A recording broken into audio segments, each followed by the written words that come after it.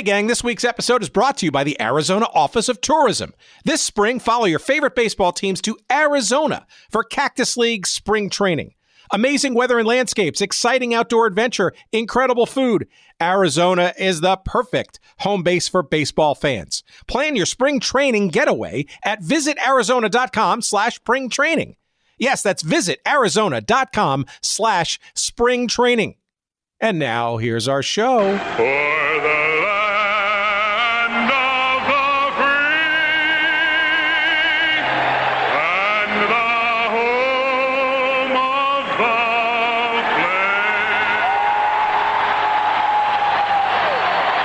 They'll have this place rocking tonight. The referee, one of the senior officials of the National Hockey League, Mr. Wally Harris. The linesmen are Claude Bouchard and guard Brassiker. In goal for the New York Rangers, it'll be John Davidson, who was 13-5-1 in his last 19 regular season games. In the playoffs, a 1.99 goals against average against the Flames. And again tonight, it'll be Daniel Bouchard for Atlanta, 3.18 on the year, 14-6-4 lifetime against the Rangers until this playoff, 3.47 is his average as we get ready for game number 4. Flames in the white, defending the goal to our right, and the Rangers, of course, in the traditional blue with the red and white, defending the goal to the left. Welcome to Good Seats Still Available, a curious little podcast devoted to exploring what used to be in professional sports. Here's your host, Tim Hanlon. All right, let's do this, friends. How are you? This is Tim Hanlon. It's Good Seats Still Available, the curious little podcast devoted to, of course, what used to be in professional sports. Thank you for coming back. Or if it's the first time, welcome to the proceedings. We thank you for doing so. This week, we are, to the delight of hockey fans everywhere, back onto the rinks, shall we say. And we go back to, frankly, some teams that we've been dying to kind of at least scratch the surface on or above or upon, shall we say. And we have the exclusive and unique excuse to do so with on 3 of those teams. The Atlanta Flames, which you heard a little bit thereof in their time in Atlanta, the team that obviously moved to Calgary ultimately, and then after a number of years of bereftness, Atlanta then getting the Thrashers. And then them leaving, of course. So we get into that. We get into the Quebec Nordiques. Remember them in the NHL, them being a converted franchise from the old WHA. And also the Winnipeg Jets, the previous version of the Winnipeg Jets. Of course, the current version, the sort of second incarnation of such. But our excuse to get to all 3 of those teams for the first time on this little show is our special guest this week, Dan Bouchard, a very well-known and well-regarded goalie in the NHL during the 70s and 1980s. Across all 3 of those teams, the Flames of Atlanta, the Nordiques of Quebec, and the first incarnation of the Winnipeg Jets. That is the basis and the focus of our conversation this week. And I'll be honest with you, a lot of this conversation, or at least the beginnings of it, was in my mind, as I try to do, is try to keep things light, jovial and frankly anecdotal, because look, a lot of these stories, a lot of these histories, a lot of their little explorations, are somewhat comical, if you will, because, these are leagues and teams and situations and people and that are just, kind of hard to believe. And usually through sort of the lens of history and looking back and stuff, there's a lot of sort of not only wistfulness, but also a little bit of humor and a little bit of comedy and incredulousness, frankly, about, sort of the things that happened and the people behind them and the things that they were thinking at the time. And we get a little bit of that with Dan in our conversation. But this is also, as you will see as we get into it, a story that's much deeper and a little bit, frankly, more serious with some repercussions that have still, frankly, yet to play out. But, certainly affected the career of Dan. And frankly, others in the National Hockey League. In particular, we get into some of the reasons, and frankly, not very well-known reasons as to why the Flames actually wound up leaving Atlanta when they did in 1980 to go to Calgary. I think a lot of people generally sort of assume and were under the impression that the Flames ownership under Tom Cousins, was having a tough go of it. Obviously, the team was not making a lot of money, if any.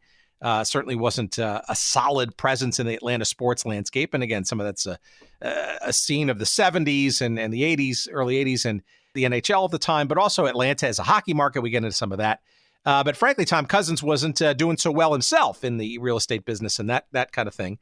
And I think a lot of people just generally assumed, or at least the narrative that's was conveniently sort of thrown out there was that Cousins' business interests not doing well, not adding to, frankly, the benefit of the Flames franchise. And it just sort of became a sort of a storm of impossibility to keep the franchise in Atlanta, hence the move and continuation of the franchise elsewhere in the city of Calgary. But as we get into our conversation with Dan, some other sort of perspectives on that, in which Dan was in particular part of the mix. Not obvious at the time, but you hockey historians out there will know a guy by the name of Alan Eagleson and his controversial status as the first executive director of the NHL Players Association. And most of you in the hockey history firmament will know that he certainly went to jail and was kicked out of the Hockey Hall of Fame for various reasons relating to the topic that we're going to get a little deeper into with Dan, which is around NHL pensions at the time. And I encourage you to listen. If you don't know sort of the full background of the story, this is not just a story of Dan Bouchard and his, frankly, tremendous statistics and great play as an NHL professional, mostly on those three teams, a couple of other places too. And again, our original excuse. But this is also a story intriguing in the sort of, I guess you could sort of say, the management or the lack thereof around NHL player pensions and that kind of stuff. And you'll see why Dan was sort of part of that story, that it took a while, frankly, to kind of get out.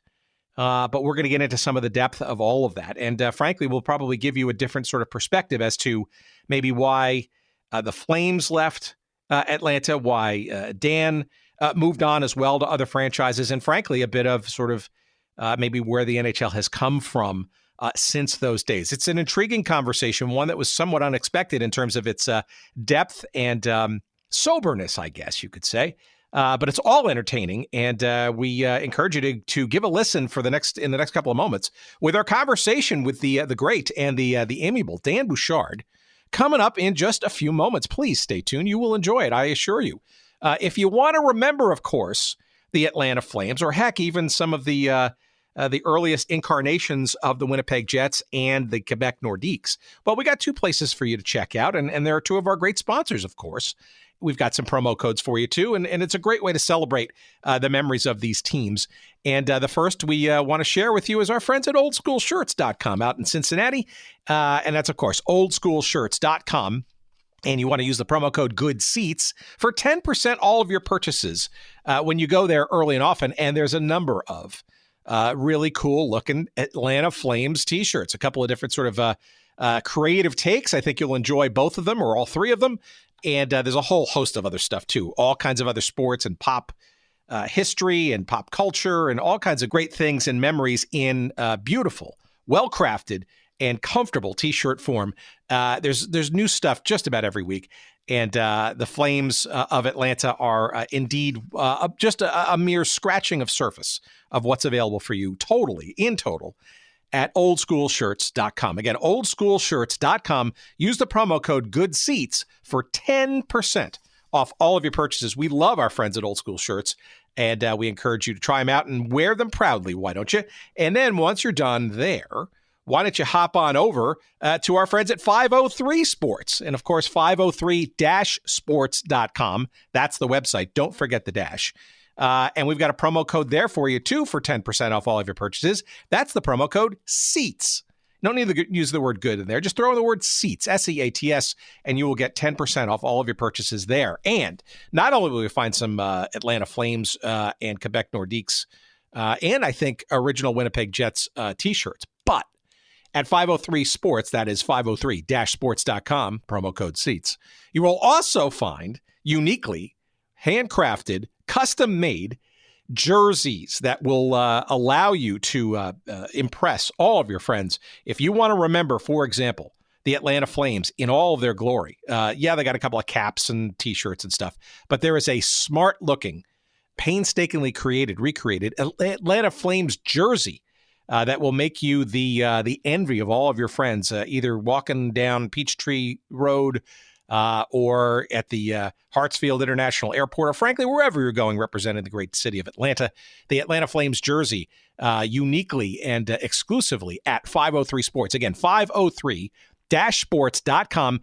Be sure to use your promo code of SEATS for 10% off all of your purchases, including that jersey. If you buy that jersey, that's going to be a hefty savings for sure. And, of course, with great appreciation, thank our friends at 503 Sports out there in beautiful Portland, Oregon, and our pal Dustin Alameda and his friends out there that put that great set. Again, 503-sports.com, promo code SEATS. All right, let's move on and into a revealing conversation with goalie extraordinaire from the National Hockey League of yore. His name is Dan Bouchard. We hope you enjoyed this conversation, and here it comes.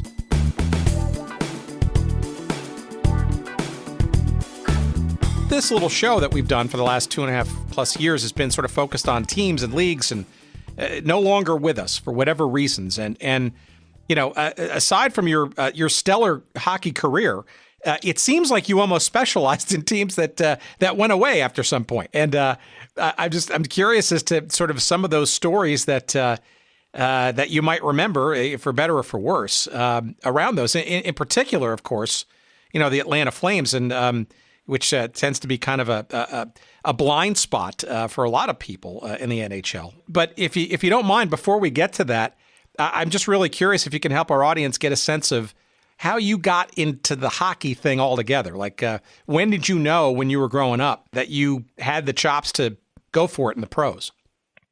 Well, it happened very fast. You know, my father played pro hockey. He was a Montreal Canadian first-round pick when they were able to take the first French Canadian. That happened post-World War, after the Second World War.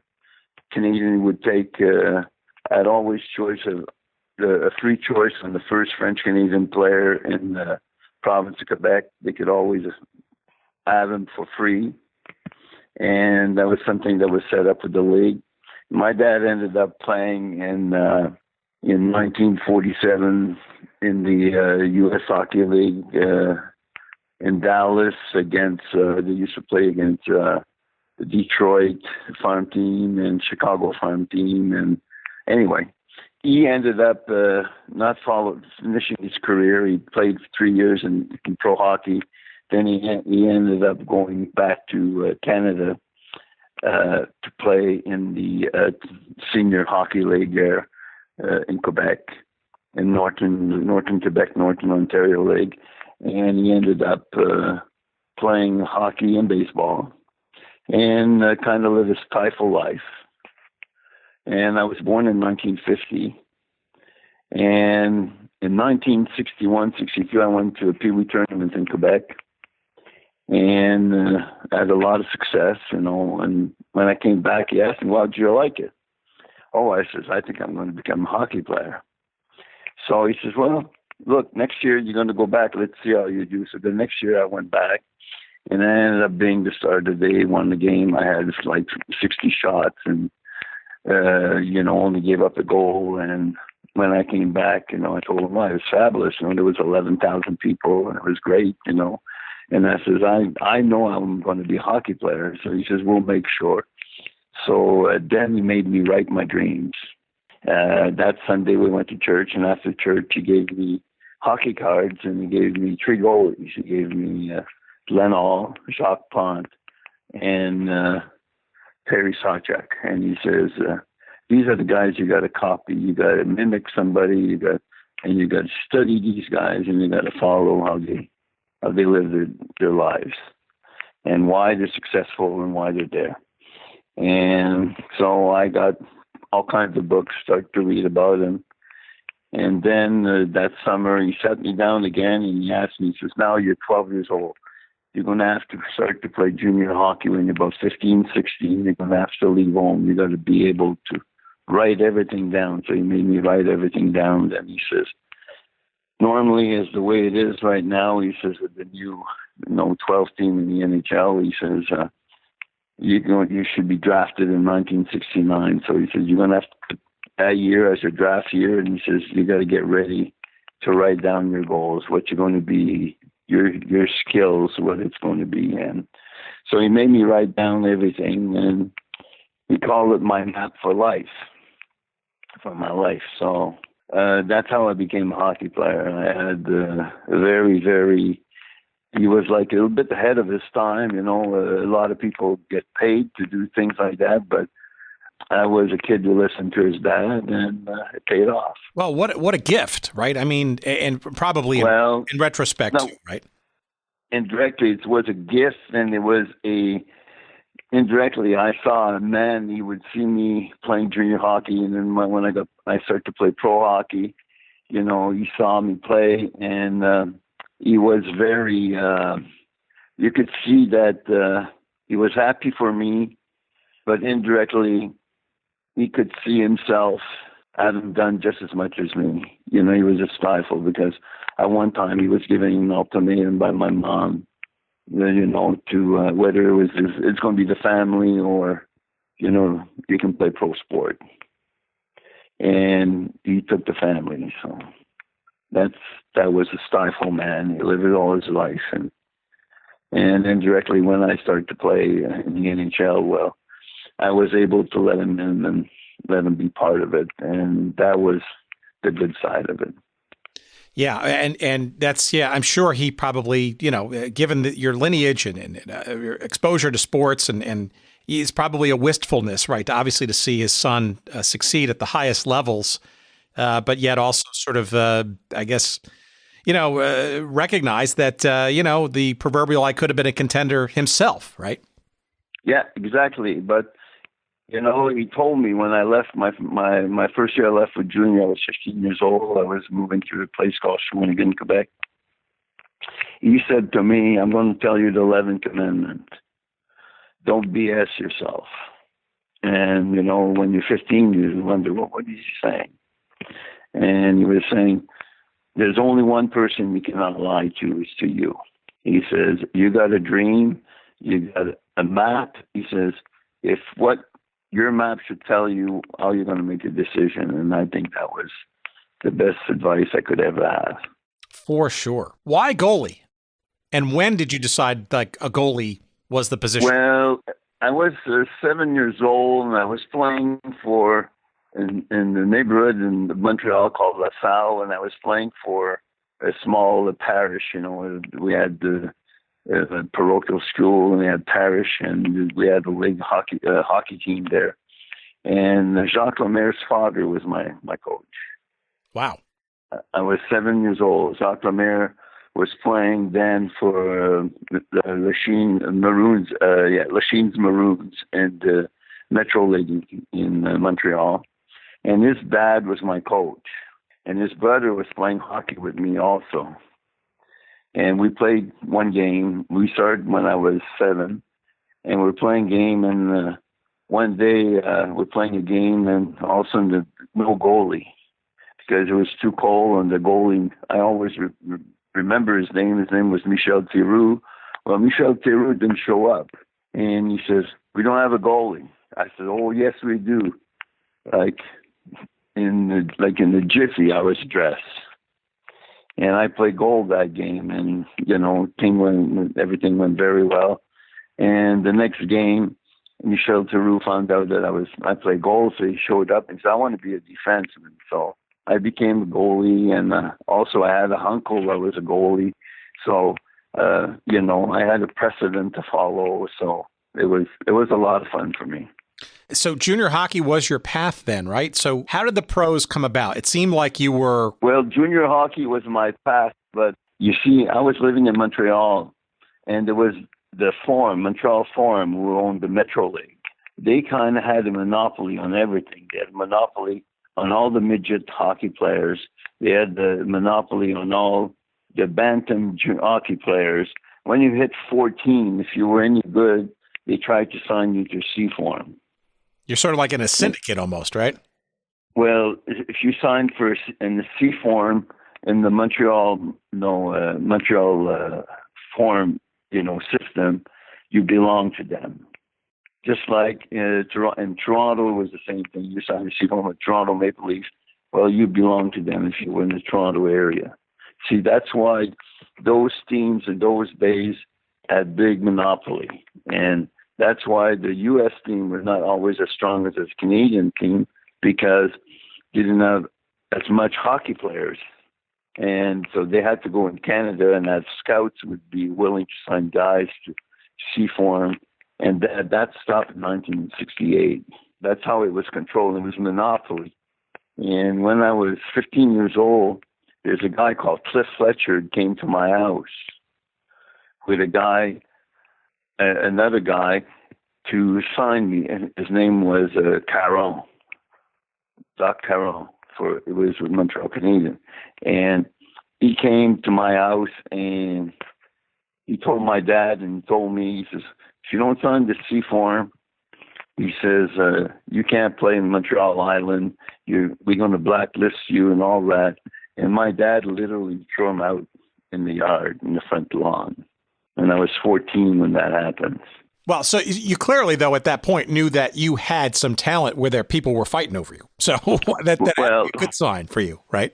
Well, that was a good sign. So there's a guy called Chuck Cato who worked with Boston. And he knew everything about me since I was 12 years old, about my TV tournament, about my bantam year. When I was 13, I was playing with the 14 and 15, and I was dominating. And there was another goalie playing in the same league as me, Phil Myre, who ended up in Niagara Falls, who was signed by the Montreal Canadiens as he was the last guy in the Montreal Forum could sign as a French Canadian. Well, I was playing against him, and I was just playing just as good as he was. So he asked me to go to a training camp with Boston Farm System Quebec League. That was called the Quebec Junior A League. I went there my first year in Shawinigan. I did a year and a half there. And then I was traded to Sorel, which was indirectly the St. Catharines Chicago Farm System. And then I ended up in the OHA, and then I ended up getting drafted. My last year out of London, I would play with Siddler and a whole bunch of guys. I ended up getting drafted by Boston. I was Boston 5th pick in the second round. They had 5 picks in the first 2 rounds, and I signed with Boston. So in the late 60s, early 70s, you're in the if you will, the farm systems of a number of NHL franchises, obviously not getting your look really until the Bruins give you kind of a look near the end of the 71 season, right? Or 70. Well, no, that's not right, because in 67, 68, and I played in Sorel, and we played for the Canadian Championship, the Memorial Cup, and we played against a junior Canadian. And in that series, they had to hire the Montreal Canadian. It was 1-1 after 2 games in the Forum. And in those days, the Forum, the junior Canadian used to pack more people than some of the NHL team. So I ended up playing there. It was 1-1, and then after game 2, they went to get Montreal Junior Canadian were allowed to get a player from their league, a goalie from their league. They went to get Jim Rutherford, and we lost every other game in the playoff. In the 3 of 5, we lost 3-2, and Rutherford was the other goalie. So, and then after that, I jumped leagues. I went to the OHL because I need to be in the English league, and I ended up playing for London. And out of London, Boston Bruins just had the training camp in London. And the last game of the training camp every year, they used to play against the London Knights. And that night, we played the Boston Bruins. It was 1-1, and they scored with 2 seconds left in the game to make it 2-1. And they had something like 50 shots, and that's when Boston decided to draft me the next year. Got it. Sometime every game counts. Yeah, right. No doubt. You never know when your best performance is going to be in front of somebody who can make a difference, right? So that meant, another, I guess, 2 years or so of minor league AHL Yeah, hockey, with right? Boston. I played AHL. My first year, I played in Hershey with the Bears. And the second year, I played with the Braves. We had a team, an AHL team in Boston with the Braves. So you're thinking at some point you're going to get that call up with the Bruins, right? And Well, I'm practicing with the Bruins. I'm in Boston, the same building, and when Cheevers and Johnsons are not practicing, I'm practicing with them. but something very interesting and very career turning happens in the interim, right? And that's this expansion, year 4 or so of this NHL expansion, which began in earnest in '67. And two teams the coming season of 70 for a start in 1972-73 are Atlanta and the New York Islanders. But also at the same time, and this is the part of, we'll get to your story of how you got to the Flames in a second, but this is also the same time, and we've had a lot of conversations about this. The World Hockey Association. Yeah, Yes, exactly. sir. So where were you in the midst of all of that? Because obviously you're part of the Bruins sort of system. I got to think you got to look at the WHA too for your own benefit, no? I was drafted by the New England Whalers. The New England Whalers became the Houston Astros eventually. Arrows, yes. Houston It Arrows. was Yes. Kelly, the guy Kelly that was in charge of Jack Kelly was in charge of the New England Whaler team, and he had drafted me. And I wanted to play. The fact, I was in the Boston Bruins system, and I knew that what's his name, Cheevers, was going to go to Cleveland. So I'm sitting at the NHL draft, expansion draft, and I know that I can go either with New England or become one of the goalies for Boston Bruins. But the Bruins call me, the morning of the expansion draft, and they say that they were not going to protect me. And they say, you're probably going to leave, in the draft for sure. So Billy Smith and I were taking in the expansion draft. Jerry Desjardins, Phil Myre was taken, and then Billy Smith and myself I ended up in Atlanta, Billy Smith with the Islanders. All right, so how did you feel about not being quote unquote protected? Did it matter to you that arguably because this would be your quicker path to get to the NHL finally, or were you kind of a little bruised, I guess, because they didn't protect? No, it was not. It's you can't get stuck there. You got a career, you got a map, you got to decide. So, I sat there and I said, well, that's great. I'm gonna see who drafts me. Then I found out I was drafted by Atlanta. And I said, hey, I'll sign for 1 year and we'll see how it goes. If they don't treat you well, all the teams in the World Hockey were allowed to try to take you. You had no more rights after your first year if you didn't sign with the team in the World Hockey. Why did you decide to go the expansion route to Atlanta versus going the New England route with the WHA? Well, in Atlanta had, for an expansion team, they didn't have a bad team. The question mark was always if the goaltending was going to do the job or not, because, there'd be some lopsided, games. So anyway, I got drafted. Plus Fletcher, who the guy, my dad kicked out out in the yard when I was 15 years old. Well, he was my GM. You're kidding. He was the general manager? That's why I mentioned that. Talk about karma. I'm sorry. I'm only just picking all this up now. What a circle of karma that is. Well, and the circle of events keep going throughout my career. The circle of events there is just like bang, bang, bang, because then I'm going to sign with Atlanta. Then Alan Eagleson becomes my agent. Alan Eagleson was also the president of the Player Association, but he was also an agent. And all the guys that were the rep for each NHL team, he represented that player. Kind of had a monopoly there. He kind of had a hold on that. So before I signed my first contract with the Atlanta Flames, I always remember going into the office in Atlanta here, and Cliff Fletcher says, well, we're going to have a tough, the beginning of the season's going to be tough. We're going to play our first 12 games on the road because they knew the building was not going to be ready. So we had to play our first 12 games on the road. This is something we hear a lot. This sounds very WHA-like, but we also found out this week, our episode this week is about the Kansas City Scouts who had to do the same thing with Kemper Arena. They did. Exactly. You're right on. You got a great memory, great history there. And so he turned around and I says, yeah. So he says, here, sign the contract. So he gives me the contract, give me the pen. He says, what are you doing? I said, well, I'm reading the contract. He says, just sign there on the line. I says, no. I says, my grandpa told me the big letter, give it, the small, take it away. And he looked at me and he says, just sign it. Eagleson says that's what I agree with. You agree with me. So I says, wait a minute, Cliff.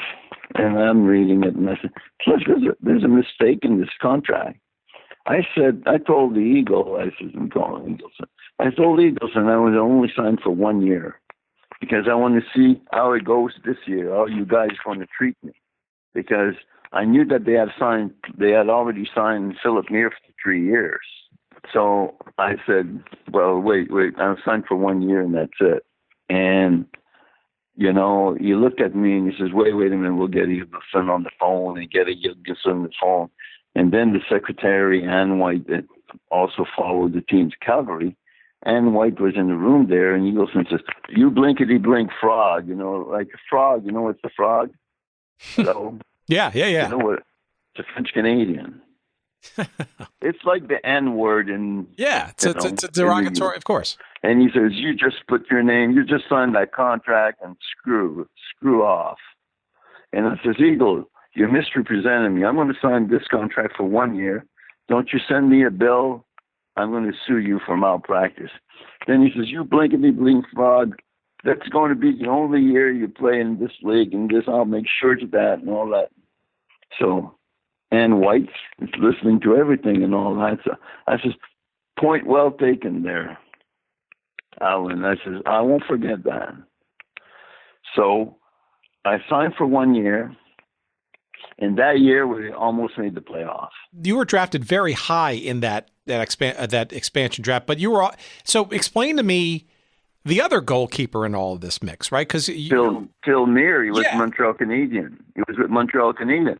He was supposed to be number one. Yeah, interesting to me that two very solid goalkeeper prospects, right, and or play would be. Did you sense that one was being favored over the other? Did you sense that one was going to win the job? Well, it was set up that Phil Myre was going to be number one and I was going to be the backup. But I had another idea, because, my father told me, look, you just roll with the punches. You go out there, you practice, you're the goalie. And he says, after a while, he says, you play with expansion teams, there's things that's going to happen funny. They're going to have to play you, and you're going to play good games because you're always going to reap what you sow. And so I ended up not playing the first 4 games, and I played the 5th game. I lost 4-1 here in Atlanta against Minnesota, and then I played 2 games later in New York against the Rangers, and we won 2-1. They had 51 shots. We had 9 shots. And so things like that. That was the season. And by the end of the season, I played 34 games, and Phil's played, I think he's played 4 more games. He played 38 games. And I'm shooting 500 in my, in my 32 games, I got something like 42 points. So I'm sorry, I was kind of, if you put my batting average, my performance was 625. So it essentially became a platoon thing where you were both kind of equals. Well, that was what they say. The hockey team was, the building blocks of the hockey team was the 2 goalies. So that's what happened. Here in Atlanta, the 2 goalies, well, night in, night out, the 2 goalies, Phil Myre and I, well, we kind of carried the team. you know, we finished with 74 points, I think, that season. And no expansion team has ever done that. Yeah, typical of expansion teams, right? Where the goalies basically become the bedrocks and you grow it from there. But even just like Fleury did in Vegas. They rode the wave the first 2 months. They rode the wave, and look what they ended up.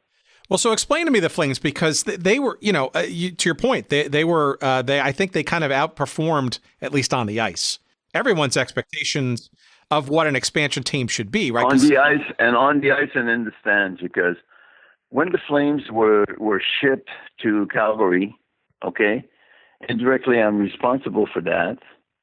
But when they moved the team from Atlanta to Calgary, the Flames were paying the payroll for the Hawks, the basketball team, and the Flames team.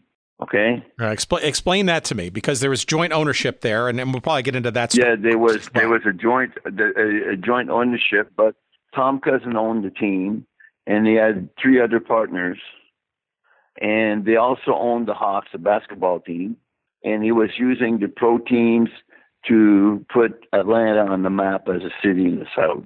Right, and for our audience, this is obviously before Ted Turner comes into the picture later in the decade for it all that stuff. Right? Yeah. But yeah, this fits the theme of cities looking for pro sports franchises to get them into, if you will, major league status. And Atlanta, from the indoor perspective, exactly, all that. Yeah, you're right on. So Atlanta, that's how Atlanta got. They had the football team, so they ended up. They had the Braves. Now they had hockey and they had basketball. So they were a major league city. And Tom Cousin, I went to the All-Star game. I had a baseball agent. My agent, after my first agent, was a guy called Jerry Capstein. He was the first guy to get collusion with Gene Tennis against Oakland A's and Charlie O'Finley. And Jerry Capstein, every year of the All-Star game, he had an average 24 to 30 players at the All-Star game in both leagues. He had about 30 players. They were all the All-Stars. And that year I went to All-Star game. I was at Pittsburgh in 79. And the guys from Raleigh Finger and another guy asked me to go, a guy called Rich Zisk asked me to go to the Major League Baseball Players Association meetings, the players meeting, NHL, the Major League Baseball PA. I went to it, and they start to talk about the pension plan. And, I came out of that meeting, and then Gene Dennis asked me, he says, Raleigh Finger says, Danny, you look very confused. I said, yeah, I'm confused. I said, I know you guys got a few more teams, but I said, what you guys, each team put for you guys in your pension plan is the same as we do. And I said, we, the players, do a 50% match or 100% match. But I said, at age 45, I said, the Rocket Richard, Maurice Richard, Henry Richard, John Beliveau, Boom Boom Jeffrey on at 45, they only get $9,000 a year pension, and you guys get 42 to 45. I said, there's something wrong with the numbers. Why were they interested in your pension thing? How did they know all of that? And you guys didn't? Well, they did not know. I'm the one that knew what I was paying, and I understand the numbers. And if I do the quick math, I knew that, well, look, they only had 2 more teams than we did, more than but we were matching what they were matching. So they said, well, talk to so-and-so. He's going. I says, I want the algorithm of everything. And I said, the math, that the actuaries use for figure out the pension. So the guy comes over to me and explains it to me. And I said, no, just show me the algorithm. So I understand that. I said, that's not Chinese. It's numbers. I understand numbers. I says, so why? Well, he says, the owners are keeping the money. So I went back home after the All-Star game, and I started to write stuff down. I started to plan some stuff down. I met a guy that was an actuary, and I asked him, look, I got this. And I said, from what I'm getting, I says, it looks like the the league has stolen $77 million from the Player Association since 1962. So he says, he looks at me and he says, with this algorithm in the books, he says, you're right. So I called Tom Cousin. I said, Mr. Cousin, I got to meet you. I said, I got to ask you something. I said, there's something wrong somewhere with the pension player. I said, there's money missing. So I met him at a golf course called Peachtree, a very exclusive place here in Atlanta. So he says, Bouchard, I'll meet you and I'll bring Jack Carter. He's the guy that started Equifax. I says, okay. So I sat down. I gave him so Jack Carter asked me, what do you understand about the numbers? I said, I want this algorithm. I said, these are the numbers. That's how much money we pay. I could show you my check, how much money came out for my pension last year, this and that. So he says, if these numbers are right, he says, let me do something. But he says, in Canada, they got socialized medicine. He says, it's going to vary. There may be more money than you think. So 2 weeks later, he meets with me. And he says to me, Mr. Cousin calls me and he says, we got to meet. I got good news and bad news. Peachtree, 12:30. So I met him at Peachtree, 12:30 with Jack Carter and another guy called Tim Ecclestone. So Tim Ecclestone's not aware of what I'm doing, and he's going to be the assistant coach next year. He used to be the player rep for Eagleson. So we sit there, and Jack Carter says, well, Dan, you made a mistake. He says, so Mr. Cousin sits me down, and he says, Dan, look, the good news is you're right. The bad news is that the owners are stealing from the players. And he says, the players are the engine of the team. And he says, look, I gave you a Bible the first year you were here in Atlanta. And he says, I'm not going to steal from the players, from nobody. So he says, I'm going to have to bring that to the meeting. And Tim Nicholson is looking at me. He says, what are you talking about? I says, all the guys in Canada, their pension getting about $5,000-$7,000 a year for rocket Richard and all that. I says, well, they should be getting about $40,000 a year. I says, they're embezzling the money. So Jack Carter says, it's not $77 million the problem, it's $88 million. In 1979, what interest rate was? 18.5. It's a lot of money. So he says to me, are you going to run with that? I says, no, I got a contract. I'm going to honor my contract. I'm not going to bring that in nobody's life. So Tim Ecclestone's looking at me and he says, Dan, you do this, you're going to, he says, you're going to get, blackballed, you're going to blacklisted. He says, people in the league, nobody's going to want you to play for them. I says, there's another league, Tim. The World Hockey was still active. As a matter of fact, in 79, the World Hockey came on. So I didn't say anything, and I kept all the numbers with me. So Tom Cousin went at the Breakers meeting that year in December, and he told the owners that money's going to have to be returned to the players' fund. Cousins, the owner of the Flames, is kind of, I want to say doing your bidding, but he's kind of standing up amongst the other owners as the first one to voice the head the honcho. He's the head honcho. He's the head guy. He's doing the right thing, so to speak. Oh yeah. And all the other owners knew they didn't want to be part of that. So when he approached the owners in New York, in Florida, and all, he told the guy in New York and Wirtz in Chicago and the Adams in Detroit, and he told everybody that they were stealing from he says, you can't do that. Where the team was the next year. It was in Calgary. Because they, essentially squeezed out Cousins because of his vocalizations of all this? Oh, yeah. Well, they did not want that to come out.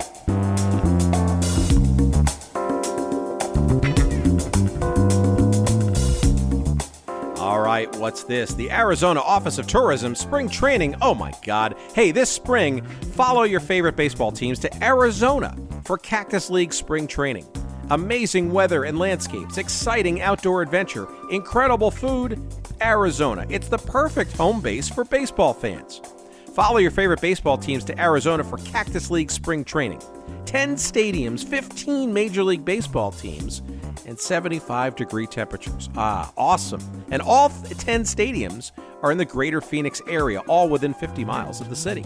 Meet players, get autographs before the games, and just enjoy an old-fashioned ballpark experience in beautiful preseason weather down in Arizona. Check out amazing restaurants and bars nearby, including tons of craft breweries like Four Peaks, Angel's Trumpet Ale House, and Goldwater Brewing Company. Enjoy live music from local and national artists, and explore museums featuring everything from native heritage to modern art to musical instruments from around the world and more. Arizona is known for its incredible landscapes too, as well as thrilling outdoor adventures. So hit the road and explore Arizona's urban centers or ghost towns or artsy communities or quirky outposts. You can hike, you can bike, you can take Jeep tours, hot air balloon rides, skydiving, jet skiing, or just taking in a good old-fashioned sunset. No matter what you love to do, Arizona has you covered. Check out must-see destinations from your bucket list like the Grand Canyon, Monument Valley, Horseshoe Bend, and even the great Old West city of Tucson. Bringing the kids along for spring training? Hey, Arizona's a fantastic destination for families too. Family-friendly resorts and hotels offer plenty of fun for kids of all ages, from water parks to horseback rides to games and activities. Arizona also has tons of stuff for kids to do and see, like wildlife parks and science museums, aquariums, and even dude ranches. So what are you waiting for? Plan now for your spring training getaway at visitarizona.com/spring training. That's visitarizona.com/spring training. Hey, and don't forget, send us a postcard.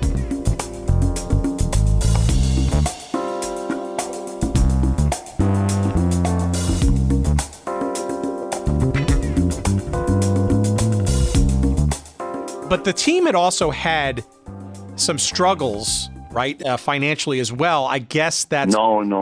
There was no struggle. That was a fallacy of the things, because we were outdrawing, you call it, Quebec. I don't. They were in the World Hockey. They came to the league. They had small crowds. We were outdrawing Washington. We were outdrawing Denver. We were outdrawing Vancouver. We were outdrawing LA. I mean, we didn't have no problem with the crowds. We were averaging about 13.5 out of 14.99. In a relatively new building with the Omni, right? Actually, a brand new building. With the Omni, yeah. The Omni was a very nice building compared to a lot of the rinks around the league. But the whole idea was they were outdrawing everybody.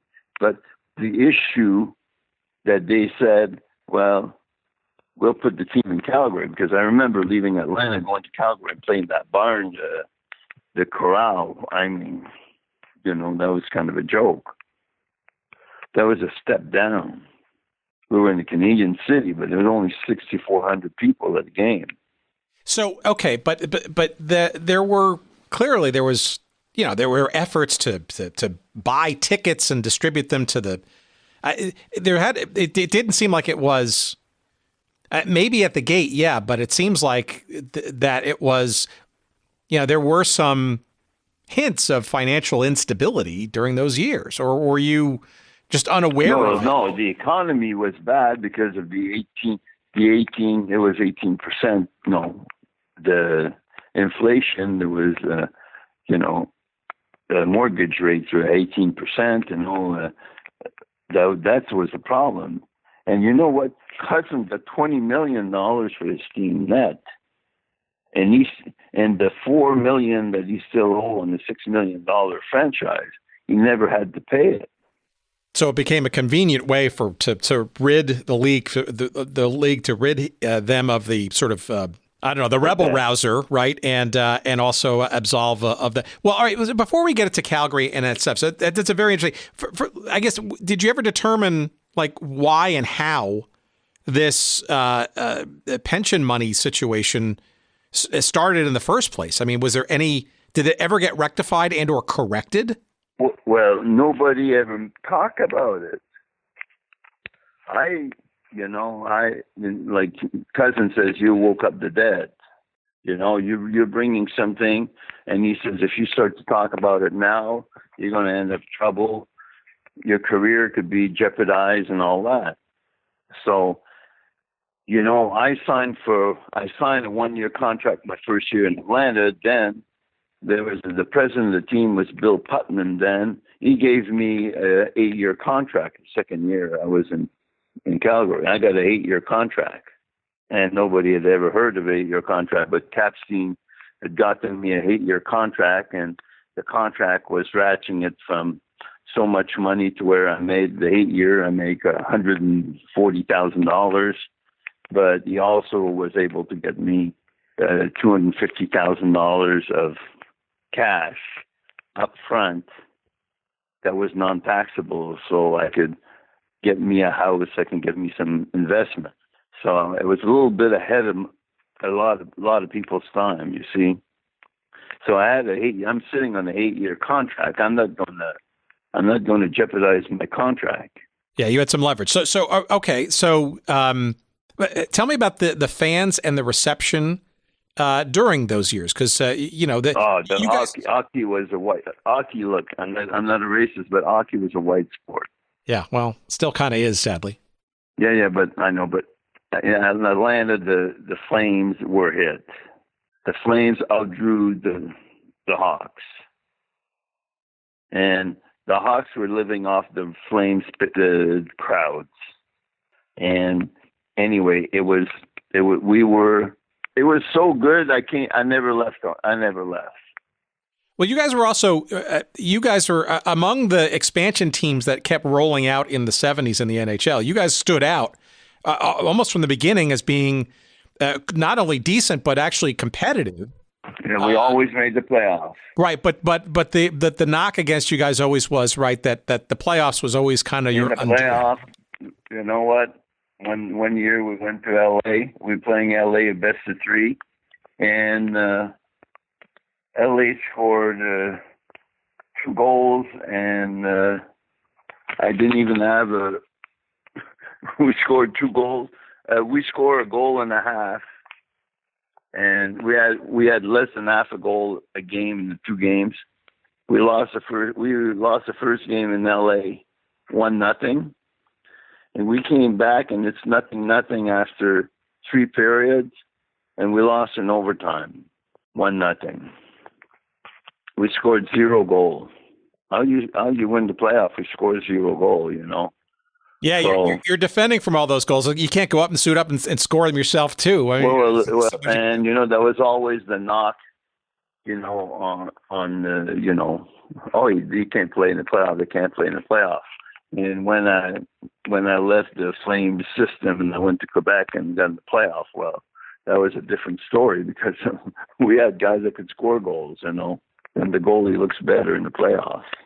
All right. Well, so tell me the move to Calgary, because it was obviously short lived, but I'm Nelson Scalabania, that's an interesting story, but you already hinted at it, right? That what you had. Well, I knew. Well, we're in Atlanta on the 7th on the 3rd of July or 2nd of July. They announced the Flames moving to Calgary, something like that. And on the 10th of July, Scalabania and all these people, he had all the real estate people come and look at everybody's house and trying to buy everybody's house here so they can move them in other comparable houses in Calgary. So me and Willie Platt, we go to Calgary. And the day before I left Calgary, somebody knocked on my door, and the lady said, "I'm with A. LePage, and we would like to know if we can look at your house, see what you got." And I told him, "Look, I'm not going to sell a house whether I play in Calgary or not. This house stays here, so don't even look at it." And the lady looked at me and he said, "Oh, well, I says, "I don't care. It's none of your business what I have here." So they left, and Willie Platt calls me and says, "Bouch, did you get a call? Did they stop by your house?" I said, "That's none of their business." I says, "Well, that's how they're doing things, I guess." So I pick up the phone and I call the guy in Vancouver. He was in charge of Intrawest, a big, Whistler, ski hills and all that. He was a good friend of mine, and I asked him, I says, Mr. Ferris, he lived with us when I lived in Ottawa when I was 5 and 6 years old.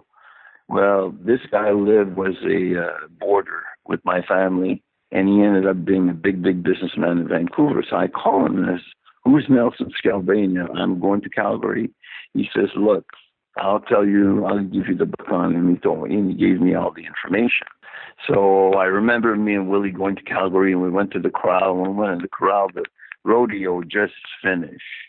And we walk in there, and wow, there was cow manure everywhere, and there was a mess. So anyway, and then we saw the small building from the Omni to the small building. So anyway, and then they started to show us houses, and the houses were, the house I live, I'm still living in the same house. The house I had in Atlanta would have cost me $600,000 in Calgary. And, interest rates over there were 18% too. And $650,000 for a house that in Atlanta cost me $125,000. So I went to Calgary and I told Willie, I'm just going to rent. Willie said, I'm going to rent too, first year. So I went to Calgary, I rented a house, and, halfway around January, I went to see Cliff and I says, "Why don't you trade me?" "Oh, nobody wants you." So I challenged Cliff Fletcher. I says, "Look, if you say nobody wants me, I bet you I can trade myself in 2 phone calls. I'll call 2 teams." And he said to me, he says, "Oh, you think you're good. No, you think you're good." And I knew it'd be easy because David Poile wasn't there. David Poile had gone to scout in Finland. So he says, "You think you're good?" Then he says, "Okay, I'll give you 2 calls." So he tells the secretary, Anway, "Look, Dan's going to have 2 calls. He can only call 2 teams." He says he can trade him. Let's see how good he is. And the first team I called, I traded myself. It was Quebec. And for our audience, this is important to know because it's about a year or 2 after the WHA had finally, a handful of franchises had gone into the NHL, right? So that leverage had sort of gone, but arguably you had 4 new teams in the NHL, and not all of them were up to the NHL's standard, so to speak. So yeah, that's right. Leverage, right? But Quebec, out of 21 teams, they were number 21. And I look at the league stat that Monday morning when I went to see Cliff to ask him that, and I saw the league stat, and I went to see Ann White, and I says, Ann White has known me for 8 years, and she knew my wife, she knew my family, so she says, "Why are you calling the 21st?" She says, "The Rangers will take you overnight." I says, let's call there. I says, "Next year is free agency." I says, "I want to exploit it. I want some leverage." So she says, "They're 21st. I says, "Yeah, but they win 6-7 games out of the last 25 games real quick." I says, "They're right back in the picture." I says, "All they need is a goalie." So she says, "Okay, should we call Quebec?" And the guy in Quebec tells me he thought it was a joke. He called me back. Maurice Fillion says, "Oh, I can't take a chance. I thought that was a joke." "What are you doing, trading yourself?" I says, I challenged my general manager. I told him I can trade myself in 1 day. He says, "Well, what do you think?" Well, I says, "Look, you're going to have to give a good player. You're going to have to give a good player if you want a goalie." And at that time, I had gotten the player of the week 2 of the last 4 weeks. So I was on the upswing, was starting to play real good. So he says, "Well, Dan," he says, Jamie Eslop, he's a fan favorite." Well, I says, "You know what? You're not going to get chicken shit if you don't give, you got to give the chicken sometime." So he says, "Well," I says, "Okay." I says, "You guys are playing tonight." I says, "We're playing in Edmonton." So I says, "It's 8:00 here." I says, "You guys are in at 10:00. You're going on the ice to do your skate." So I said, "Do your skate and we can talk after." So right after I got out of the office, Ann White says, I said, "I'll be back in about an hour." So I go into the gym and I sat on the bike in the gym, and Pierre Paget was there, and he says to me, he says, "Wow, you're doing good, Danny." I says, If we win tonight in Edmonton and all that. So I said, yeah, things are going good. Things are going good. So all of a sudden, Al McNeil comes in, and Al McNeil comes over to me and looks at me and he says, who are you? I says, I'm the goalie, Dan Bouchard. Huh, you're the goalie, huh? He says, well, you're not playing tonight. That's why he was the reason why I wanted to get out of there. This guy was not there. So he says, you're not playing tonight. So I says, oh, no, it's Edmonton. He says, you're not playing. We'll play Rigsby. So Pat Riggin ended up going to play the game with the other guys. So anyway, that morning I stayed at the rink. You know, I did the practice. Then we used to get on the bus and then go to Edmonton, have a training meal, play the game at 8 o'clock. So I get into practice is finished. All the guys are gone. I'm still on the ice, and all the guys coming into the ice. Bouch, the bus leaves in 15 minutes. You're still on the ice. I said, oh, no, I'm not playing tonight. He says, you told me I'm not dressing. The guy says, what's going on? I says, I don't know. But I says, sometime I'll be the winner for it, you know, because all of a sudden, there we are. So, where's Phil? You know, I told him, I called him back at 10:30. I says, go ahead, offer Jamie Eslap. He worked with Al McNeil and Pierre Paget in the hockey school. And I says, they know him. He's very, very, very hard worker, great work ethics. I says, that's what they need here. So that night, 10 o'clock, Phil Young calls me and he says, Danny, you're a Nordique. I says, Maurice, you made the playoff. And the rest is history, you know. And then, you know, last year, this is how crazy times are. Last year, Glenn Sader came out with a book, and he had in the book that he tried to get me that year. And Calgary would not trade me to Edmonton. This is to the Rangers? No. Glenn Sader was a GM, was a coach, and, you know, Buckler was a GM in Edmonton. Oh, in Edmonton, sorry. And Glenn Sader says, I was trying to get you to come and play for us. He says, we would have really, really taken off with you the same way you taken off with the Nordiques. He says, Fletcher did not. He says, he's not for trade. He's not for trade. And, you know, you had been telling me that nobody wanted me. But anyway, that was beside the point.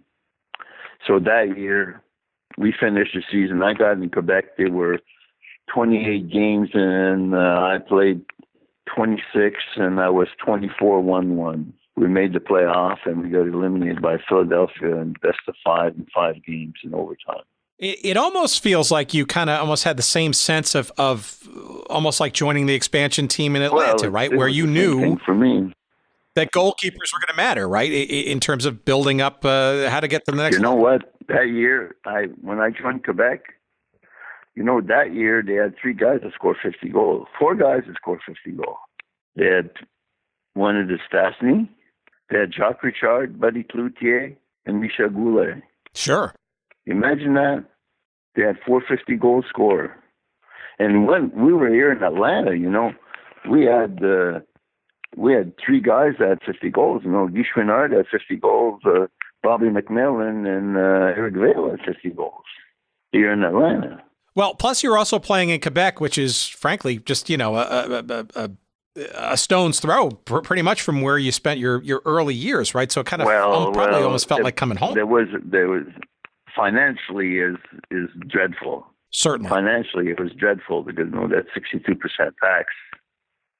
You know, I had to, when I re-signed with them, I had to spend a lot of my times I had to have 180 days in the United States to be able just to file tax here in the United States to take advantage of my Canadian outpay.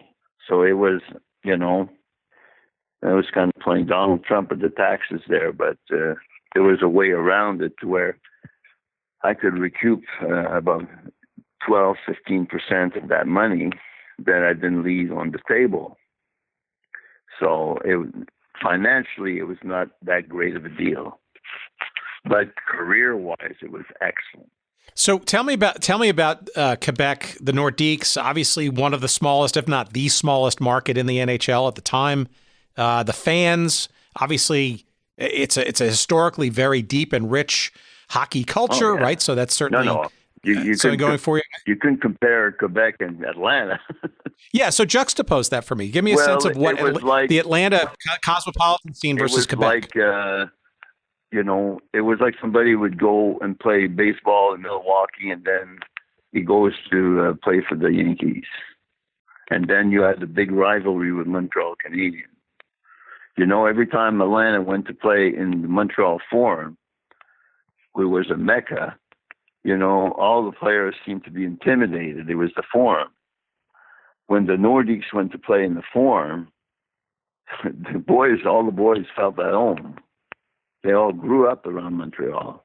So you see, they were not intimidated by the building. But the intensity of that rivalry was something else. Well, right? There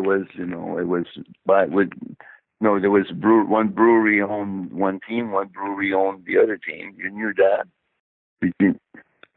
And the breweries were whining and dining all the newspaper guys when they were in their town, and when they were in the other town, they were whining and dining them in the other town the night before.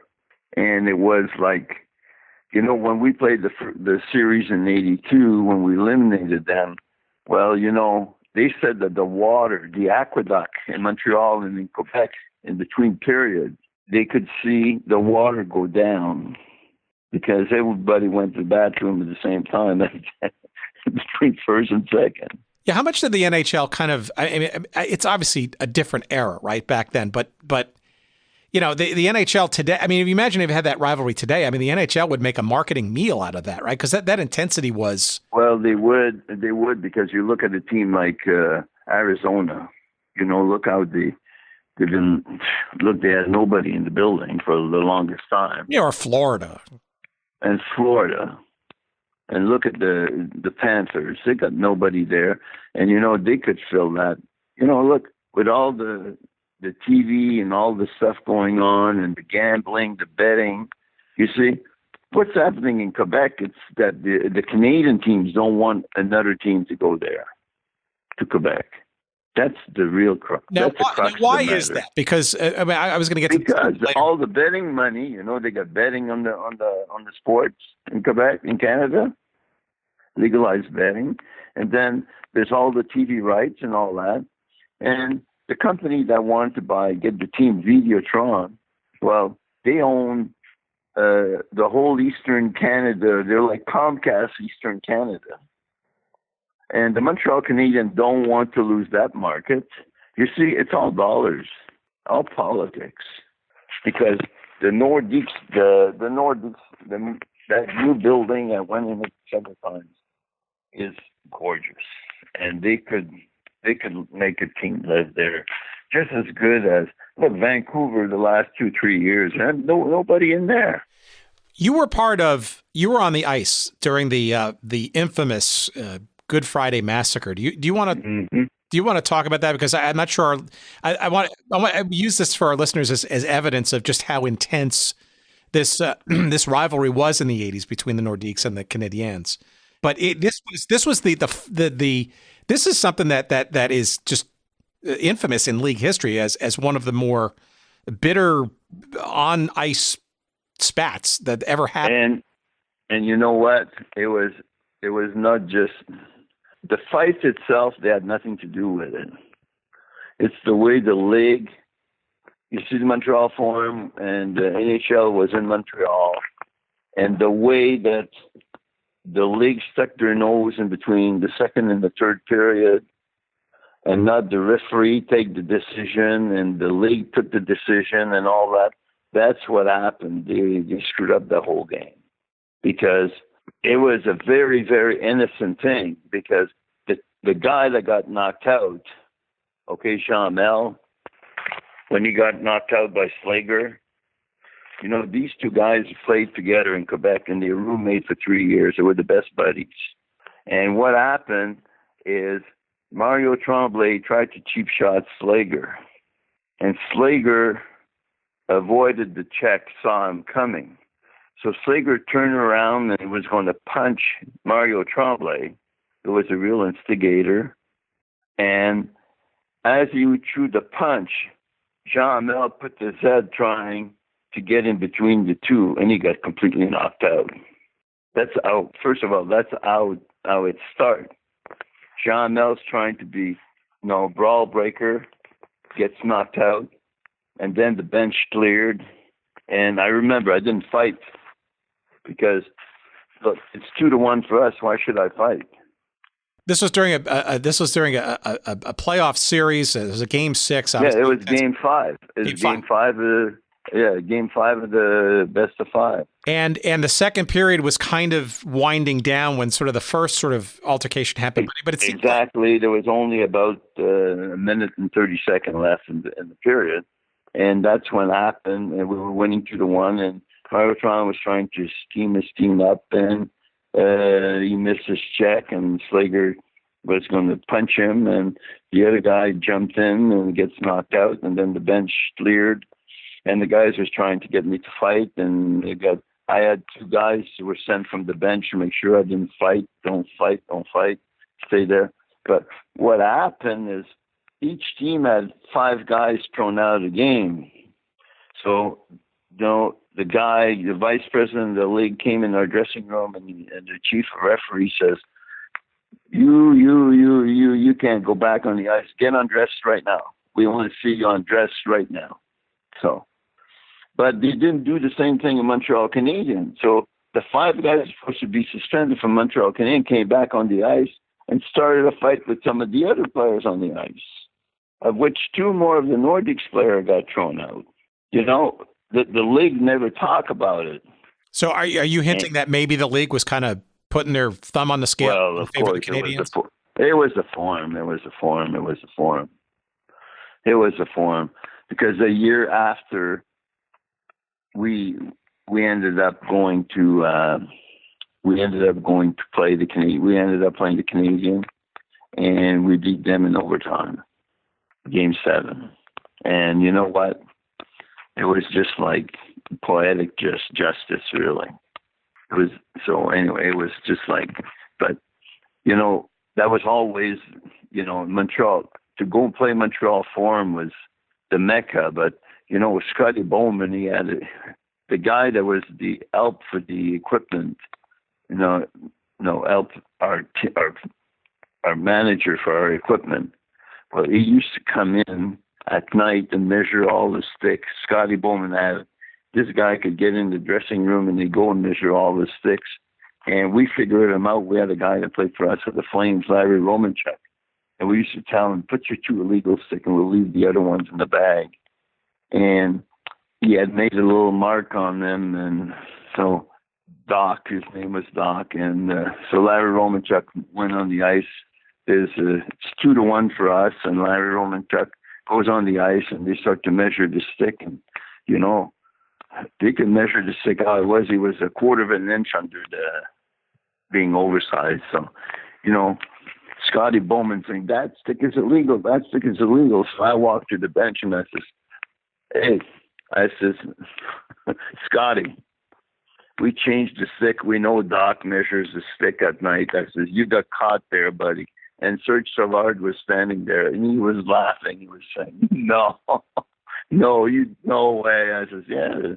So they ended up with the penalty and we scored in the empty net. And then, that went around the league, and then the league defended visiting their own team to be able to access dressing room, unless there was a personnel from that team in the room. That Montreal had all kinds of stuff going. So, they didn't win 25 times by accident. So, but your last season though was 84-85 with Quebec, right? That was a period of time, those years that you were there. The Quebec was very much in the mix and arguably just short of sort of reaching sort of that next pinnacle of maybe winning. Well, the only thing Quebec did not have, because one year we lost to the Islanders in 4 games, but we lost all games by a goal, and they had some of the games they won by 2 goals, but they were empty netters. And the only things that we did not have that the Islanders have is a Dennis Potvin. Well, Dennis Because in that series- Potvin would be the difference maker for just about any team, wouldn't he? Yeah. Well, if we would have had a guy like Dennis Potvin on the Northeast, where we would have won the Stanley Cup like Paul Coffey was in Edmonton. You see, that was the only thing. You see, the Nordiques never had a quarterback like a Larry Robinson or something like that. You see, because Potvin that series had 9 points out of 11 points in four games. They had 11 goals, and he had 9 points. And our best defense had 1 assist. What's that tell you? Amazing. Well, all right. So explain to me then your last season with Quebec and going to Winnipeg. You obviously played about half the season. That year I started the season. The 85-86 season.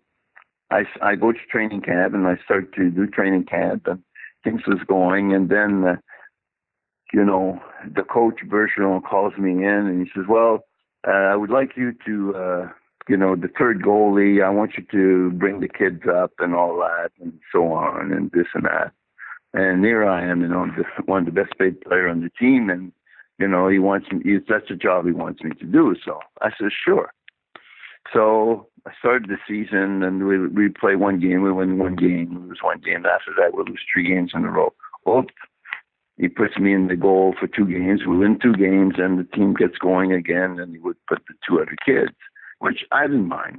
I knew that you come towards the end of your career, somebody's going to start trying to push you. If it's not another goalie, it's going to be the management. And that year at around Canadian Thanksgiving, it was in October, around October 10th. It's usually the second Monday of November. Well, I got a call from the Nordiques and they told me I was traded to Winnipeg. So I left Winnipeg that day to go to Quebec that day to go to Winnipeg.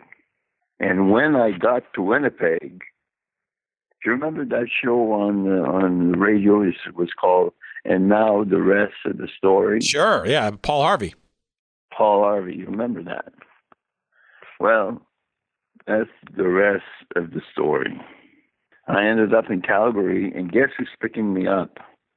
Not the trainer or one of the, guy that helps around with the team. It's John Ferguson. Fergie picks me up, and I'm at the airport, and I got my cart with all the stuff and all that, and I see Fergie, and I says, Fergie, picking up your wife or something, I knew him from Montreal a little bit, so and he says, what are you talking? I'm picking you up. I says, the GM picks up the player. He says, just roll this outside. He said, we'll put that over there. Like the 2 cops are watching my car. We'll put that. He had the big Cadillac, so we put the stuff in there. And it was October, and it was like -4 below. So I said, oh, wow, reality sets in already. So I get in the car, and I said, Fergie, what are you doing picking me up? He says, we're going for lunch. We're going for supper. He said, I got to talk to you about something. I says, well, you got to talk to me. I says, about what? He says, I got to talk to you about something. So I says, okay, well, you can talk. So we get a lunch at supper and nice steak place. And I says, Fergie, I never had that happen. Even in Quebec, when I went to Quebec, I never got treated like that. He says, I want the numbers. I says, what are you talking about? I says, I found out through somebody that you have all the numbers on the pension plan, the players, the money that's been stolen from the league, from the players in the league. I says, what are you talking about, Fergie? He says, Danny. He says, Tim Ecclestone told me you had the numbers. I says, yeah. And well, I says, I'm still playing. I'm not going to I'm not going to screw around with that and this and that, you know. And so he says, well, listen. He says, when do you want to talk about it? I says, you know what, towards the end of the season, let's talk about it. I said, first, what do you want me here for? He said, I want to make the playoffs. I said, okay, we'll make the playoffs. So we ended up playing the game, and then we had a guy, Barry Lawn, that was our coach, and Rick Bonus, and Barry Lawn wanted to get fired, and he didn't want to lose his contract, his 2-year contract, and so Rick Bonus calls me, and he says, you know, Barry says you're not going to play for the rest of the season. I said, hey, look, I'll go and cash my check every 2 weeks, and I says, that's the end of my career. It's the end of my career. So I says, I don't know why you're telling me that. It's none of my business. So we're 5 or 6 points out of the playoffs, and there's 10 games left. And Fergie comes to me one morning in practice, and he says, how's your ankle? He says, nothing wrong with my ankle. He says, what is this? He says, the trainer and Barry told me that you had a bad injury in your ankle. I said, I don't have an ankle. How can you skate for an hour and a half and have a bad ankle, Fergie? I says, that's not true. I says, Bones told me I'm not going to play. So I said, because, says, looks like Barry's trying to get fired. But I said, I don't blame the guy. If he resigns, he doesn't get his contract. He goes, oh, here we go. So the next day, we found out that Fergie fired Barry Lawn, and it's 10 games left. Fergie comes to me and he says, look, we got to make the playoffs. We make the playoffs. He says, I won't buy your last year of your contract. I says, Fergie, you cannot buy the last year of my contract. I says, I got 6 year and then 1 year option, and it's all guaranteed. I says, it's all signed by all the players in the league. I says, there was a collusion when I got to sign the new contract. I says, the same guy that got the collusion against the NHL is the same guy that got the first collusion against Major League Baseball. It's Capstein. He says, what are you talking about? I says, Fergie, you can't see my contract, even if you're a GM in Winnipeg. Shane Crow won't show it to you. He looks at me and says, no way. So he comes back the next day and he says, I can't see your contract. They told me nobody sees that contract. I says, I told you, Fergie. He says, what'd you do? Well, I says, I was a free agent and we got all the owners to sign to guarantee the contract. He says, really? All right. He says, you're in the lot. You're on the blacklist, you know. I've been on the blacklist since my first year I signed with Eagleson. So I said, that's the rest of the story, Fergie. He says, you had Eagleson? This is my first year, yeah. And I says, he tried to screw me, and I took a 2-year contract. And he says, you did that to Eagles? He says, yeah. No wonder he hates you with a passion. I says, yeah, that's okay. So he says, we ended up playing 7 games in a row. After the 7 game, we were in Washington. We went to 7 game in a row. We're guaranteed to make the playoff. We go in LA and Quebec, that night that we arrive in LA, we're going to play 2 nights later. Quebec is playing LA, and Quebec won their first championship. I was in the same building as Quebec was when they won the first championship. And indirectly, that made LA completely out of the playoffs. So we were sure in. So I'm at the game, and Fergie's at the game, and I'm in the press box, and Fergie comes over to me and he says, "Okay, now let's go and eat. Let's go in the Forum Club." So I go in the Forum Club, and there's a guy called Peter Falk. I don't know if you remember him, Colombo. Oh my God, sure. Peter Falk come over and he says, "Hey, Danny, how you doing? You know," he says, "I hope you didn't forget me, you know," and all that. And Fergie smoked a cigar all the time. So I asked Fergie, "Hey, Fergie, and you want to talk about the numbers?" And I says, "Yeah." Says, "Come here." Fergie had 2 big cigars, 2 Cuban cigars in his pocket. I said, "Here, thank you. Here, Peter, You like the Cuban cigar? I says, here, John Ferguson's giving you one Cuban cigar. He said, hey, Danny. So I says, thank you, John. Thank you. So I says, okay, let's start business. So he says, Carl Brewer wants those numbers. And Colleen Gorial wants the numbers. He says, Rocket's only... I says, I know all that. But he says, look, I won't buy your contract. I says, you can't buy it. I told you. He says, I don't want to talk about it. He says, okay, we made the playoffs. I won't buy your contract. You're going to get paid the remaining years over 6 years. And he says, that's okay. That's fine with me. But he says, I want that stuff. Next year, we're playing Relive the Dream, the 1972 series against the Russian. He says, we're going to replay that. We're going to play one game in Ottawa, one game in Hamilton, one game in, not Calgary, but Saskatoon.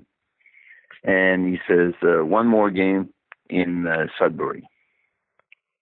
And he says, I'm sorry, in Ottawa again. He says, you going to play all the games? So I says, okay. But he says, the first night in Ottawa, you're going to meet Carl Brewer and you're going to meet Colleen now and Gorial. Walk in the room at the Chateau Laurier in Ottawa, and Gorial was in the room. Colleen now was there. Carl Brewer was there. Me and Fergie would walk in the room. So Carl Brewer says, so you're the numbers man. He says, of all things, a goalie. So I said, yeah, I'm the numbers man. So I show him everything, and I explain everything. Look, it's very self-explanatory. Look, it works like this, like this. As you see, I got the actuaries putting all the numbers and what it is year per year, the increments, and the composed interest and everything. So I says, I says, numbers never lie. So they look at it, and so he says, how much money? I says, well, we should be around $168 million that they owe us. But I says, it's going to be a fight because a lot of the money is the money that they've stolen from the Canadian social medical system. The U.S. owner was making money with the U.S. medical system. So I says, and that the other animal that's going to link in the litigation. But I says, look, minimum you should get easy $160 million.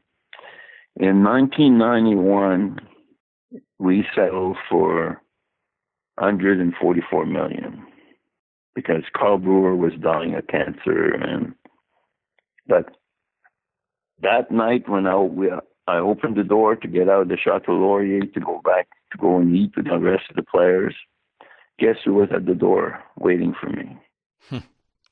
Alan Eagleson, Tom Cannon, and his other buddy. And they all look at me and they says, we're going to get you thrown in jail for defamation. And I look at them and I says, Mike Cannon, and I told the other guy, I says, if I was you, I'd get out of town real quick. Because I says, Alan Eagleson's going to wear a striped pajama. You're going to wear a striped pajama.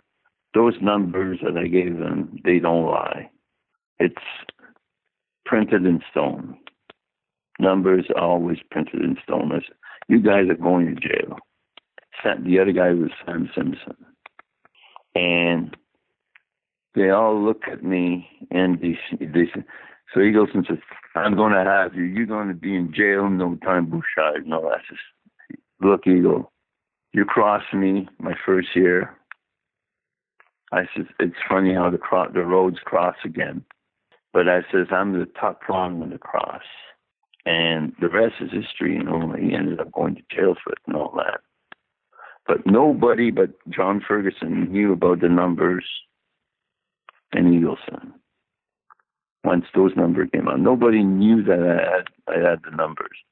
And when we had Boom Boom Jeffrey's funeral here in Atlanta, I was the ambassador to take John Beliveau out, for the dinner the night before the funeral, because he represented the Montreal Canadiens. And he put some champagne on the table, and he says, Danny, the boys in Montreal found out from John Ferguson's son that you were the numbers guy in that thing. Nobody knew who got the number to Carl Brewers, and Carl Brewers never told anybody. That was the deal. I says, yeah, that was the deal. So, and then Jean Beliveau asked him, why did you do it? I says, my dad told me, if you know something is wrong and you do nothing about it, you're more wrong than they are. You're a worse person than they are. And I says, I had to do the right thing. Mind you, I'll never get a vote for the Hall of Fame, even though I hit 625 in my career, but it's not important. I did the right thing. That's an amazing and dramatic story. How much of this has come out, Dan? I mean, it's not important. I told you that. I understand. Some people going to hear it, they're going to hurt, but a lot of the guys only found out afterwards, like when Boom Boom got his check and all that. And, when John Beliveau told me, he says, when the boys from the Canadian brought the checks over, he says, he thought it was a joke. He says, for us, he says, Henry Richard and all that, he says, to get those, $420,000, $398,000 check, it was like winning the lottery. They were getting only about $9,000-$10,000 a year. He says, it was a windfall that they never thought. And he says, we couldn't believe it. We were grinning like, we looked like the cat that swallowed the canary, but the whole idea was, I says, was it fun to get the check to go and sign it? He says, yes. He says, the only thing that was not fun, he says, pay the tax on it. Small price to pay, maybe. It's better than nothing. Right, you got it. Well, the good news is you're paying tax on something that you've inherited or you found money. Right. All right. So let me ask you. Let me wrap up with that question, then, and one last one, and because this has been very, very intriguing, and I appreciate your giving us all this time and this story. So, what in all of this, right? So you're obviously keeping a lot of this close to your vest. You're very savvy, I guess, in terms of trying to recognize your career path and architecture, but knowing deep inside what you ultimately kind of need to do and sort of bring to light. Mm-hmm. Were you able to determine what the original motivation or circumstances was of the NHL's, shenanigans when it came to this pension scenario? Like, why in the first place was all of this done? Well, was it? It's just to show you that when there's a conflict of interest, because Mike Milbury at one time made a lot of noise about Alan Eagleson should not be the players' NHLPA president and represent some players and be an agent for some of the players because it was too much of a conflict. And also, Alan Eagleson, when he went to Florida, he went to the Bahamas, he was on somebody's yacht. He was on Sonny Warbling presidential suite in Florida. He was on the Wirtz yacht in Miami. He was, there was too many conflicts of interest. And I knew that they were stealing money because one year, I got something done. I had some teeth done, fixed. And I got $1,000 check for my teeth, and it was only $192 in 1980. That's when things were cheaper. And I sent the check back to the NHL, and they kept sending me the check back. And I says, hey, that belongs to the NHLPA, the Player Association. I said, that goes to the pension plan. I says, I'm not going to steal from my player. And Eaglesons and Sam Simpson told me, you stupid ass, you keep the money. Everybody does it. So when there's wrongdoing, why steal from the older player that was not getting it? That's what put the bug in my ear. I said, there's something wrong there. Then it revealed itself. So that's why I did it, really. Well, justice has been served, no doubt. It also speaks to, a lot of the other issues that we've sort of talked about on this show, which is management versus labor, right? The realities of what the quote unquote business is, right?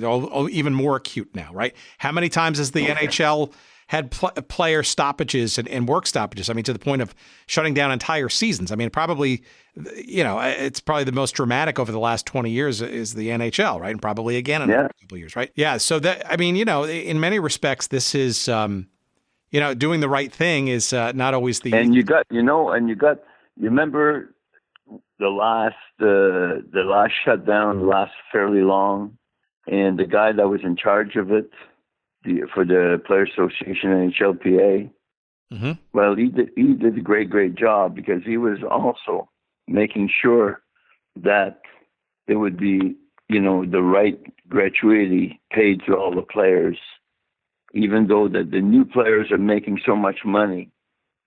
The guy that paid the stuff for them can get a little bonus every year. And he did that. So you see, there was a wrong, everybody looks at it, well, this shouldn't have been a strike, But some of the players that were playing, making all the money, says, well, a lot of the older guys don't get anything anymore. Because a lot of players, at one time, the NHLPA says you can take your pension, or the NHL pensions, you can take your pension. And that was mostly in Canada, and the guys could bring it to a broker, and they can do IRA. And then 3 years later, the Canadian government called back all the IRAs, and all the guys lost their money. Nobody talks about that. Yeah, I mean, it's also a sign of, I guess, the times that we're talking about, right? Like the ABA, for example, right? Obviously, a league that sort of came and went after about 9 seasons or so, and we've had some interesting conversations with some of the old players there, where they're seeking restitution of some of, call it pension, call it, I don't know, war pay or whatever. But when the NBA absorbed the ABA, right, there is a implicit, or in some cases even legally explicit, understanding that there would be an accommodation of the players from the ABA that came along as part of it, that they would get, if not made whole, but certainly, benefits and or health insurance and those kinds of things. And they're still fighting that today, to this day. So. Oh, yeah. And you know what? If those guys know, all they have to do is join the NFL alumni. I joined the NFL alumni, even though my team was defunct and all that. The fact that I paid into a pension plan, into a professional league that's still in the United States, I joined the NFL alumni, and I can get some of the benefits there. A lot of those guys are not instructed about that. Well, so that's maybe that's sort of a way to sort of corral the rest of our conversation, because I think this is certainly an issue that even in today's modern NFL and pro sports, as the money has gotten even more obscene, and the values of franchises and the billionaires now in order to own a franchise or whatever, right? It's even gotten to a gargantuan level, right? This is even more important. And look, gambling is going to be in less than 3 years going to be in 40 states, legalized gambling. How much money is that going to bring to the sports? But it also calls out how players. And it seems to me that a number of leagues and certainly a number of professionals have recognized that education, right? You're a numbers, the numbers guy, right? So, but not everybody who's a star player in any sport, in college and in pros, are come from maybe backgrounds that aren't sort of financially savvy or finances of any sort, right? They're just not prepared for not only the today of what to do with that windfall and how to manage your money, but more importantly, what about tomorrow? Because the career ends at some point, right? It doesn't go on forever, right? It never does. And the whole idea of it, you know what? Even though a lot of people, you imagine one day a guy was talking to me because I was with Patrick Waugh, and Patrick Waugh was telling me that one morning he gave $10 million to his wife and says, "So long, Lenny," and he still had $35 million left. You get me? He bought out of his divorce. He bought his divorce and this and that. He was telling me that. And you look at that kind of money and, Guy Lafleur, myself, and all those guys, we never made $3 million. You see, in a career, and they wonder, well, what do you have today? And well, hey, I live like this.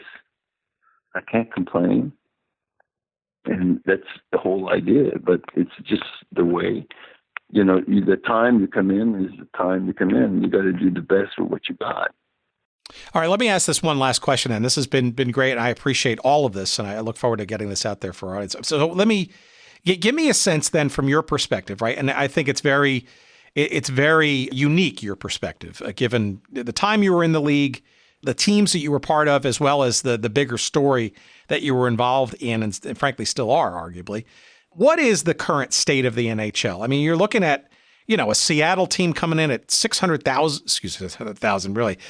million as an expansion fee.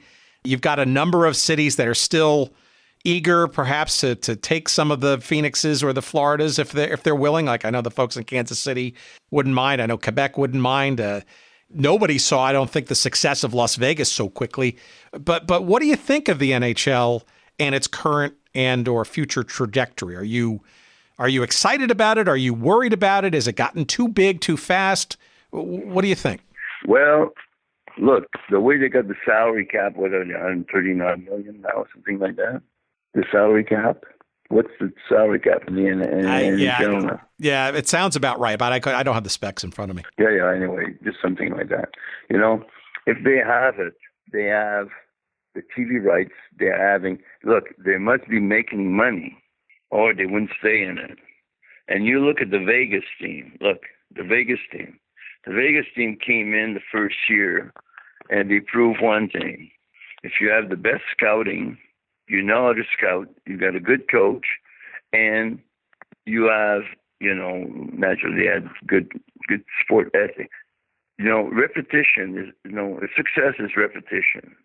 There's a lot of teams doing really, really well. Okay?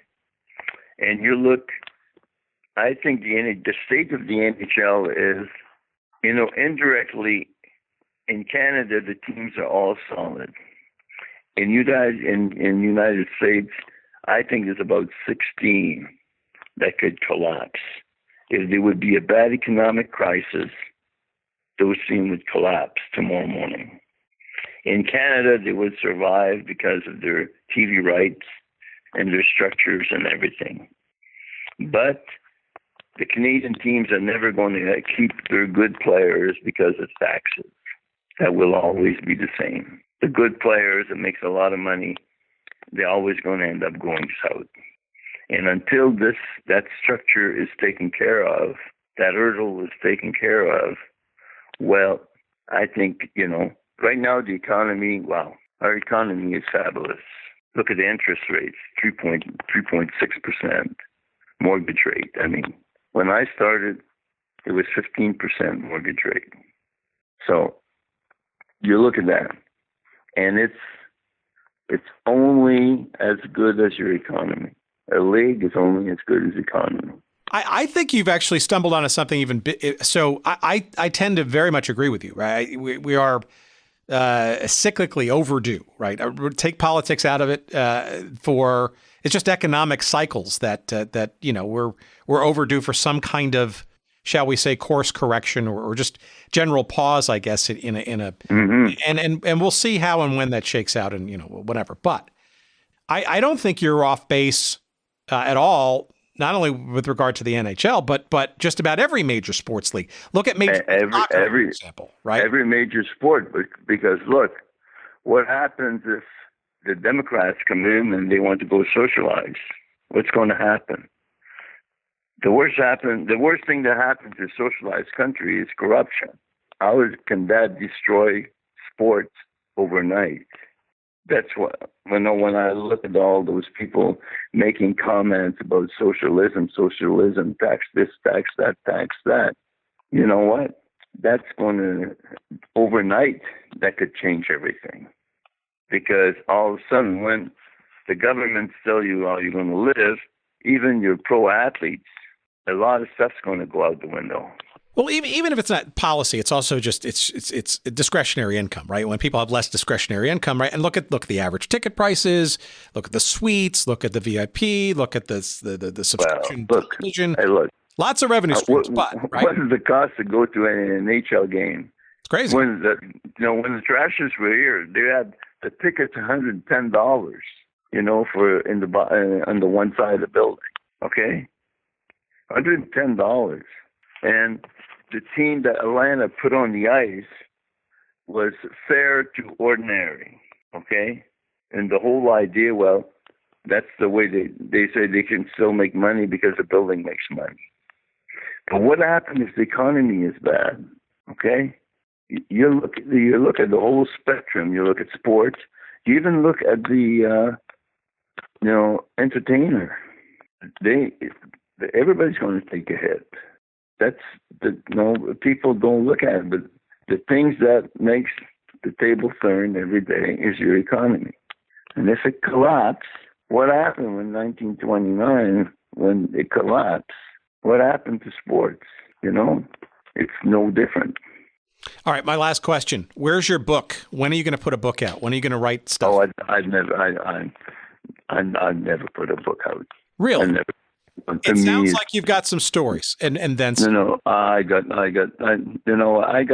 some of the best funny stories. What happened within the players, with traveling and all that. I got but that's I'm not that pretentious. Look, I had a great career. The Lord blessed me in many ways. I can't complain. I live great retirement. I can play golf every day. I enjoy my family, and I enjoy the life. I had a great life, but I was paid to play. So.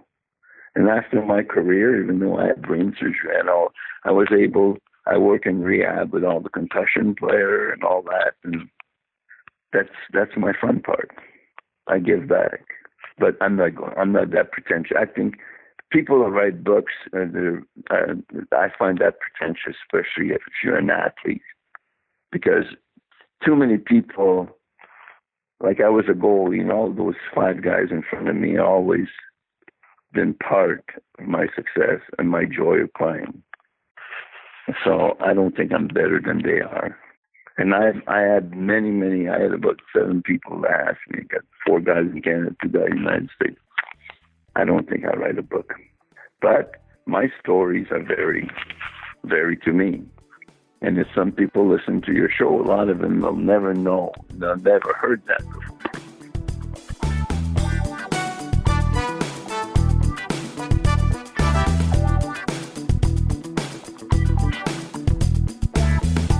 All right, our thanks to Dan. A very intriguing and revealing conversation, and one I was frankly not expecting, but I enjoyed it thoroughly. I learned a lot, and I suspect this will not be the last word on this story, the pensions issue, the Flames' relocation to Calgary, but frankly, just generally, our first exploration, and not only to the Flames, but also the Quebec Nordiques, and the first iteration of the Winnipeg Jets. I'm sure more stories to be had around all 3 of those teams. And we invite you to continue to listen. And obviously, if you've got memories or direct connections to some of those memories, by all means, reach out. And let's talk about it. Let's perhaps get those on future episodes, and we'll be more than happy to go deeper and luxuriate, frankly, in some of those into some of those memories and some of those stories. We certainly will enjoy hearing from you, and you can always send us an email just to say hello or let us know about what you're interested in, or perhaps a guest suggestion or 2 or whatever. Maybe you'd like to be on the show and you've got a good reason to do so. By all means, give us an email. Why not? At hello@goodseatsstillavailable.com. Of course, that's how you can send an email to us directly, and you'll get to us. If you forget that address, you can just go over to our website, which is the convenient categorization of all things this show, and that's goodseatsstillavailable.com. That's where you're going to find all of our old episodes. You can download them, you can share them, you can do whatever you want with them. Lots of great imagery there. We've got a lot of commerce links to great shirts and media and books and all those kinds of things that we feature on this show. You'll find our social media links there, too. At Twitter, you'll find us at Good Seats Still. On Good Seats, but on Instagram, you'll find us at Good Seats Still Available. Yes, that's a little longer there on that site. And we also have a Facebook page devoted to us as well. You can follow us and chime in there if you wish there, too. Let's see, what else? Our thanks, of course, to the great Dr. Jerry Payne and all of his efforts putting our pieces together. And we want to especially tip our hat to Jerry this week, for it is he that got us connected to Dan Bouchard down in Atlanta. A good piece of evidence of if you've got an idea or a connection, we're more than happy to hear about it. And we thank Jerry this week for helping us do that. And it's been a while since we've been able to sort of get it on the air, but we have greatly appreciated his suggestion and getting this interview with the great Dan Bouchard to you, finally. All right, we're done for this week. Thanks so much for listening. I appreciate it to no end, and keep those proverbial cards and letters coming. Until next week, we'll see you.